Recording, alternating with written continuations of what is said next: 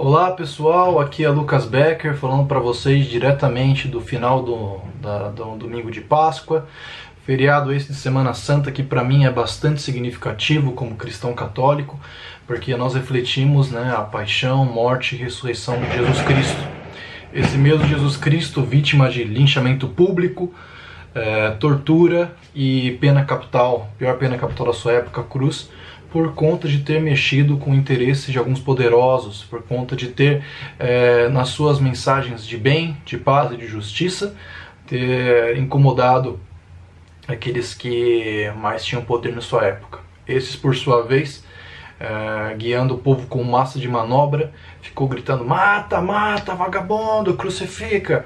Acabaram crucificando Jesus Cristo, mas para nós isso não é um fim, porque no dia seguinte ele ressuscitou e veio a esperança de que o bem, a esperança de que as coisas boas elas sempre vão vencer, e que a morte não é um fim. Nós sempre trazemos, buscamos trazer essa reflexão para a nossa realidade concreta e para ver onde que isso está se repetindo na nossa sociedade. E eu achei interessante essa semana em especial, essa Semana Santa, porque aconteceram algumas datas comemorativas que dá pra gente fazer uma reflexão em cima. E uma delas, acho que a mais bacana, é o Dia do Índio. Bom, vamos lá. A questão indígena no Brasil, ela é algo que a gente tem que admitir. Nós temos um total e completo preconceito e falta de conhecimento a respeito disso. Prova cabal são as declarações de Jair Bolsonaro, de dizer que índios em reservas são nada mais do que animais num zoológico, por assim dizer, um negócio absurdo. Mas a verdade é que muita gente acredita que é assim mesmo, que as reservas indígenas, as demarcações de terra indígena servem para pegar um monte de terra para deixar os caras lá fazendo o quê?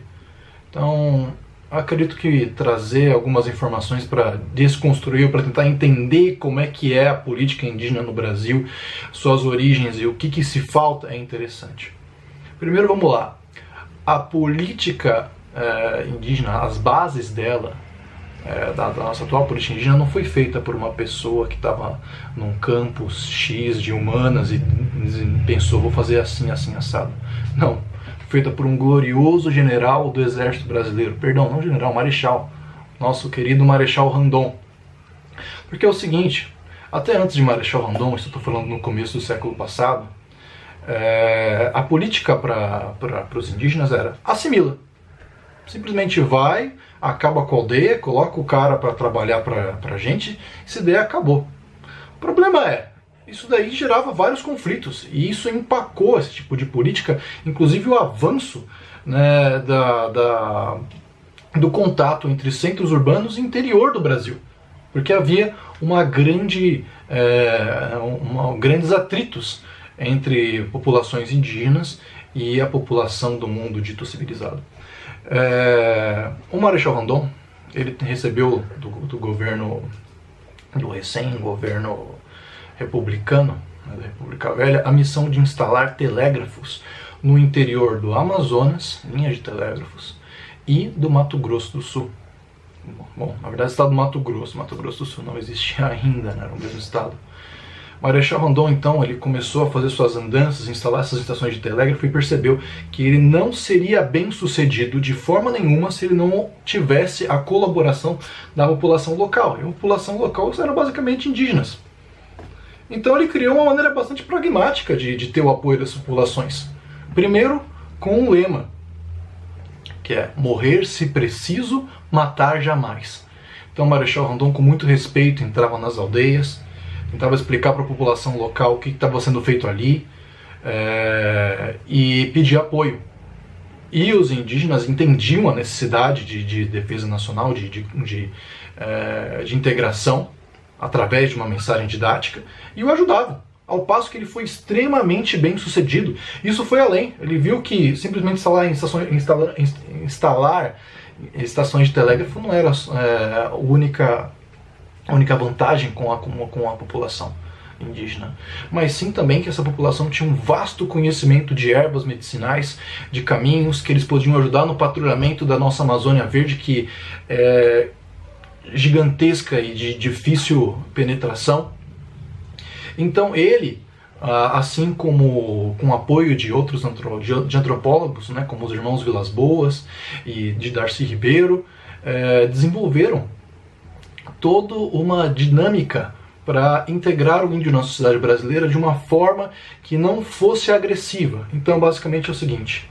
respeite o índio tal como ele está colocado ali e traga para essa população acesso à educação, ou seja, estudo das suas línguas, acesso à saúde, e vão aos poucos colocando algumas dinâmicas para colaboração mútua, para controle das fronteiras, para aprendizado de ervas medicinais. E essa troca cultural fortalece, porque traz conhecimento que nós da civilização não temos para nossas indústrias, não só a farmacêutica, como a defesa nacional, geográfica, conhecimentos hídricos e etc. Isso, inclusive, resultou na abertura do primeiro Museu Indígena do Brasil, por parte de Darcy Ribeiro, no Rio de Janeiro. Infelizmente, por conta de falta de dinheiro, investimento, etc., muitas vezes esse projeto libertador do Marechal Rondon acabou sendo deixado de lado. As terras foram demarcadas e os projetos de educação acabaram não indo para frente. Mas isso não é desculpa alguma para chegar com um trator, sair matando todo mundo, porque isso volta para trás num quadro de Brasil colônia, de enfrentamento constante que só gera matança e não traz nada do ponto de vista de libertação, de nacionalismo, de desenvolvimentismo. E digo mais, o estrangeiro, quando ele quer um conhecimento de uma erva nova, de alguma coisa, ele sabe que indígena ele procurar. Enquanto nós brasileiros estamos abandonando essa força. Para finalizar, outras duas datas interessantes que nos trazem a esperança de que dias melhores podem vir.